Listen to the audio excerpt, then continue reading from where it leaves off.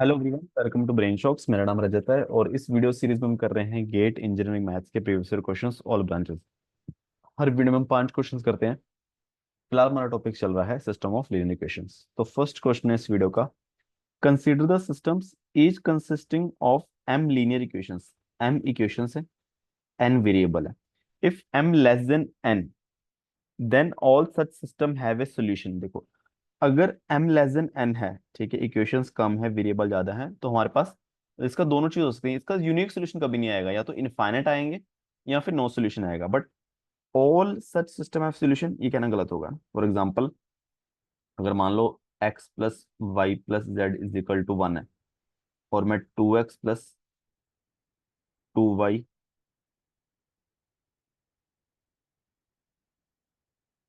Plus 2z is equal to 4 बोल दूं, ठीक है। तीन वेरिएबल हैं, दो इक्वेशन है, बट इसका कोई सोल्यूशन नहीं है, ठीक है। क्योंकि देखो x plus Y plus Z is equal to 1 है, इसको 2 से मल्टीप्लाई करेंगे ये आ जाएगा, बट 1 को 2 से मल्टीप्लाई करेंगे 4 नहीं आ रहा, ठीक है। तो ये हो गया, सोल्यूशन हो भी सकता है। अगर हो गए तो इनफाइनाइट होंगे, नहीं तो जीरो, कोई नहीं होगा, ठीक है, एक वाला केस नहीं आएगा। फिर अगर m ग्रेटर देन n है, then none of this system of solution, ये भी गलत है ना। अगर मान लो इक्वेशन हमारे पास तीन है, वेरिएबल दो ही है, जैसे मान लो x प्लस वाई आ गया, 2x plus 3y is equal to 4, इन दोनों का सोल्यूशन आ जाएगा। तीसरी इक्वेशन, मोस्टली जो भी जितने वेरिएबल हैं उतनी इक्वेशन हमें चाहिए, बाकी अगर इक्वेशन उससे मिलके ही बनी होगी अगर सोल्यूशन है। अगर इनसे नहीं मिलके नहीं बनी तो कोई सोल्यूशन नहीं है, ठीक है। बट दोनों केस पॉसिबल है। जैसे मान लो कि 3x plus 4y is equal to 5, ठीक है। इस केस में देखो, इनसे सोल्यूशन निकाल लो, इसमें पुट कर लो, क्योंकि ये इक्वेशन इन दोनों से मिलके ही बनी हुई है, ठीक है। क्योंकि x plus 2x 3x, x y plus 3y 4y, 1 plus 4 5, तो इस केस में यहाँ से सोल्यूशन आ जाएगा, यहाँ पुट करोगे ये भी सेटिस्फाई करेगा। बट यहाँ पे अगर मान लो 6 होता तब नो सोल्यूशन आता, ठीक है। तो दोनों ही केस है, तो इसमें none of this system has a solution बोलना गलत होगा, ठीक है। थर्ड है, अगर m इक्वल टू n है, ठीक है, there exist a system which has solution. अब ये सही है, देयर एग्जिस्ट, कोई ना कोई तो सिस्टम ऐसा होगा, है ना। तीनों केस बनेगी, यूनिक सोल्यूशन भी हो सकता है, नो सोल्यूशन भी हो सकता है, और इनफाइनाइट मैनी सोल्यूशन भी हो सकते हैं, ठीक है। तो कुछ ना कुछ ऐसा सिस्टम बनेगा जहाँ पे सोल्यूशन हो सकता है, ठीक है। तो इसलिए थर्ड सही है। बस थोड़ा वर्डिंग का ये देखो, यहाँ पे ऑल लिखा हुआ है, यहाँ पे नन लिखा हुआ है, इसमें लिखा मे एग्जिस्ट, जैसा होगा कि देयर एग्जिस्ट, ठीक है। नेक्स्ट क्वेश्चन है, let C1 up to Cn, ये क्या है, स्केलर है, नॉन जीरो सारे, such that summation of CI AI is equal to zero. It means क्या है कि ये C1 A1 plus C2 A2 up to CN AN equal to zero, जहाँ पे AI क्या है, कॉलम वेक्टर है, R की पावर RN, यानी n डायमेंशनल स्पेस में, ठीक है। कि जो A के कंपोनेंट n होंगे, ठीक है, n वेक्टर है, n कंपोनेंट है। तो इट मीन्स इसका क्या मतलब है, अगर C1 C2 नॉन जीरो है, ठीक है, तो इट मीन्स जो A1 A2 A3 up to AN है, ये आपस में क्या हो गए, लीनियरली डिपेंडेंट हो गए, ठीक है। तो हम ऐसा कह सकते हैं कि हम ये नहीं पता कि कितने लीनियरली इंडिपेंडेंट है, बाकी मिलके बने हैं। हम ये तो श्योर है कि n माइनस एक ना एक वेक्टर तो बाकी पे डिपेंड कर ही रहा है मिनिमम, ठीक है। हम ये बोल सकते हैं कि AN वेक्टर बाकी सबके कॉम्बिनेशन से बना है, हम ये मान के अगर चल सकते हैं, ठीक है।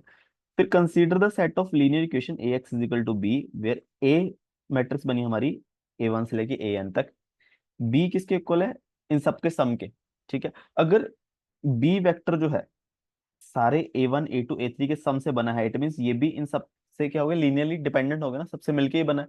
तब इन्होंने पूछा set of the equation has. अब देखो, अब हमारे पास AX is equal to B है, मुझे लिखनी है मैट्रिक्स AX, AB मैट्रिक्स बनानी है, आर्गुमेंटल मैट्रिक्स, ठीक है। ये कैसे बनेगी, vector A1 A2 up to AN और B, ठीक है। अब मुझे पता है कि जो A1 A2 up to AN है, यहाँ पे A मैट्रिक्स रैंक आ जाएगा, ठीक है। ये आपस में लीनियरली डिपेंडेंट है। अब कितने आपस में इंडिपेंडेंट है बाकी उससे मिलके मैंने, हमें नहीं पता। अब मैं ये मान के चलता हूँ कि ओनली AN जो है बाकी सबके कॉम्बिनेशन से बना है, ठीक है। इट मींस रैंक फिर A का क्या हो जाएगा, n-1, ठीक है, क्योंकि ये तो जीरो हो जाएगा, ठीक है, अगर देखा जाए बाकी से मिलके बना है। फिर अगर मैं A B को देखूं, ठीक है, जो ए एन है, ये बाकी सबसे मिलके बना है, ठीक है, ये कॉलम तो मतलब कोई मतलब ही नहीं, इसका जीरो हो जाएगा। बी भी इन सबसे मिलके बना हुआ है, ठीक है, तो ये कॉलम का भी कोई मतलब नहीं है, इन दोनों कॉलम का कोई मतलब नहीं है, तो रैंक हमारा n-1 ही आएगा, किसका, ए बी का भी, ठीक है। तो जब रैंक हमारा n-1 है, जो नंबर ऑफ वेरिएबल से कम है, और दोनों इक्वल है, तो इनफाइनाइट मैनी सोल्यूशन आएंगे, ठीक है। अब ये हमने पीछे भी आई थिंक क्वेश्चन किया हुआ है कि जो बी वेक्टर है इस सब पे लीनियरली डिपेंडेंट ही होना चाहिए, तभी इसका सोल्यूशन एग्जिस्ट करेगा, ठीक है, सोल्यूशन एग्जिस्ट करेगा, फिर यूनिक हो या इनफाइनाइट होगे वो डिपेंड करता है इसके ए मैट्रिक्स के वेक्टर्स पे, ठीक है, क्योंकि ये सब आपस में लीनियरली डिपेंडेंट है, ठीक है, मतलब सब आपस में नहीं कि एक वेक्टर हो सकता है बाकी से मिलकर बना हो, दो हो सकता है कि बाकी सबसे मिलकर बने हो, तो रैंक एन से कम ही आएगा, तो इनफाइनाइट मैनी सोल्यूशन ही आएंगे, ठीक है। नेक्स्ट क्वेश्चन है, let U and V be two vectors in R2, ठीक है, टू डायमेंशनल स्पेस में, was Euclidean norm satisfy mode of u is equal to 2 times mode of v, what is the value of alpha such that w is equal to u plus alpha v bisect the angle between u and v, ठीक है। इसका सबसे simple तरीका तो मेरे हिसाब से यही है कि हम बहुत ही सिंपल सिंपल वेक्टर ले लें, जैसे मान लो u ना v का डबल है, तो मैं v वेक्टर क्या लेता हूँ, i, i क्या, यानी कि इतना सा हो गया, ठीक है। फिर u वेक्टर, अब इसका मैग्नीट्यूड डबल है, तो इसको मैं लेता हूँ 2j, ठीक है, 90 डिग्री से, ठीक है, ये हो गया यू वेक्टर, ये हो गया वी वेक्टर, ये हो गया यू वेक्टर। अब इसने बोला है कि डब्ल्यू वेक्टर इसको बाइसेक्ट करता है एंगल के बीच में, तो ऑब्वियसली जो डब्ल्यू वेक्टर होगा बिल्कुल 45 का एंगल बना रहा होगा, ठीक है, हमें इसका मैग्नीट्यूड वगैरह से कोई मतलब नहीं है, ये डब्ल्यू, ये भी 45 डिग्री, ये भी 45 डिग्री। और मुझे पता है डब्ल्यू जो आएगा, जो वेक्टर आएगा 45 डिग्री है, तो ये हमेशा इस तरीके से आएगा कि अल्फा, चलो लिखा ही हुआ है कि मतलब इसका एक्स कॉम्पोनेंट वाई कॉम्पोनेंट दोनों सेम होंगे, ठीक है, हमें ये पता है। अब मुझे देखो कि डब्ल्यू जो है, जो वो बना है u प्लस अल्फा वी से, u क्या है 2j प्लस v क्या है आयोटा, ए आयोटा, ठीक है, तो बेसिकली ये बनेगा ए आयोटा प्लस 2j, तो ये एंगल बाइसेक्ट कर रहा है, यानी कि w का एंगल 45 है, ठीक है, तो इसके x कंपोनेंट y कंपोनेंट दोनों सेम होने चाहिए, it means a equal to 2 होना चाहिए, ठीक है, तो इसका जो ऑप्शन ए, तो आई थिंक ये सबसे थोड़ा इजी मेथड है, कुछ एज्यूम करके कुछ और करने जाएंगे जनरल सोल्यूशन निकालेंगे, आई थिंक काफी लेंथी हो जाएगा फिर, ठीक है, तो ट्राई कर सकते हो और मेथड से भी अगर आता है तो, ठीक है। नेक्स्ट क्वेश्चन है ना, solution of system of equation, तो सबसे पहले यार हम ऑप्शन से ट्राई कर लेंगे, देखो X plus Y plus Z 4 है, तो ये तो मिलके 6 आ रहा है, ये मिलके 6 आ रहा है, ये मिलके पता नहीं क्या ही आ रहा है, ये 4 आ रहा है बस, सीधी बात है, ठीक है। तो चेक कर लो, x minus y plus z, x मतलब x plus z minus y, 1 + 1 - 2 0, 2x plus y z यानी वाई जेड 3 + 2 5, बस, ठीक है, इसमें अब क्या ही करना, बस करके देखना, कर लो, ठीक है। नेक्स्ट क्वेश्चन है, जो हमें इक्वेशन दी हुई है, has infinite many solution then value of A and B, ठीक है, इनफाइनाइट मैनी सॉल्यूशन है, तो वही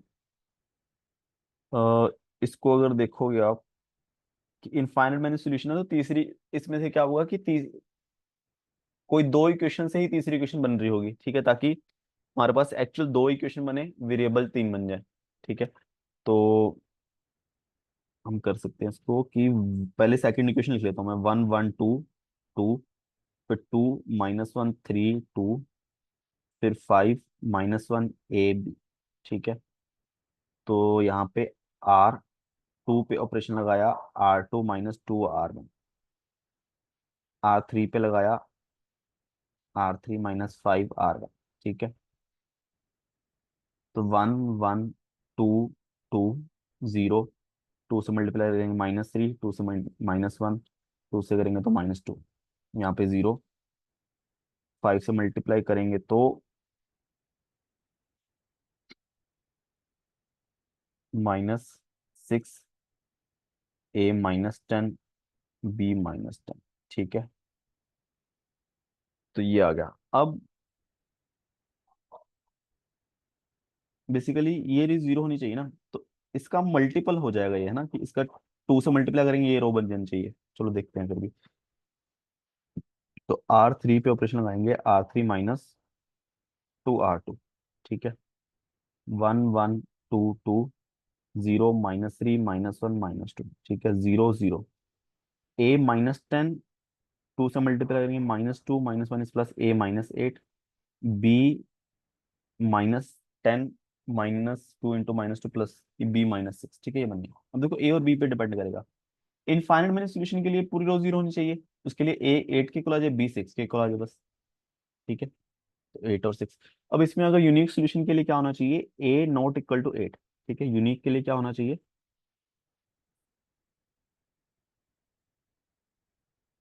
ठीक है। नो सोल्यूशन के लिए क्या होना चाहिए कि A तो 8 के इक्वल आ जाए, यानी यहाँ तो जीरो बन जाए, ठीक है, पूरी रो जीरो हो जाए, बट यहाँ जीरो ना बने, बेसिकली B ≠ 6। और इनफाइनाइट सोल्यूशन के लिए, जो कि क्वेश्चन में पूछा है, A भी 8 के इक्वल, B भी 6 के इक्वल, ठीक है, ताकि A का रैंक भी 2 आ जाए, यहाँ पे जीरो बन जाए, B का रैंक भी 2 आ जाए, ठीक है। यानी कि हमारे पास एक्चुअल में दो इक्वेशन, तीन वेरिएबल होने चाहिए, ठीक है। तो इसी तरीके से 5 क्वेश्चन हमारे खत्म होते हैं इस वीडियो के। किसी भी क्वेश्चन में डाउट हो नीचे कमेंट कर सकते हो। वीडियोस को सीखा हो प्लीज वीडियो को लाइक करना, चैनल को सब्सक्राइब कर देना। Thank you so much.